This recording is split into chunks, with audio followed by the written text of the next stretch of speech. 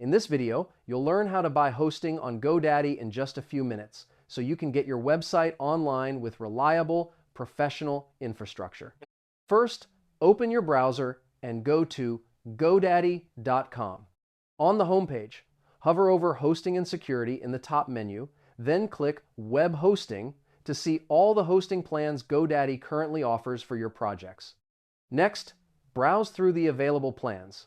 GoDaddy offers shared hosting for beginners, WordPress hosting for blogs and CMS-based sites, and VPS plans for advanced users who need more power, storage, and full server control.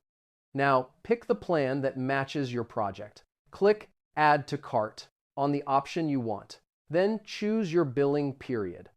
Longer terms often come with better discounts, especially for first-time customers and renewals. After that, log into your GoDaddy account or create a new one if you're a new customer. Fill in your billing details, choose your payment method, and review your order summary before completing the checkout process. Once your purchase is complete, GoDaddy will activate your hosting plan automatically. You'll receive a confirmation email with all the details, and you can access your hosting dashboard from My Products in your account. And that's it. Your hosting is now purchased on GoDaddy, ready for you to launch your next big website project.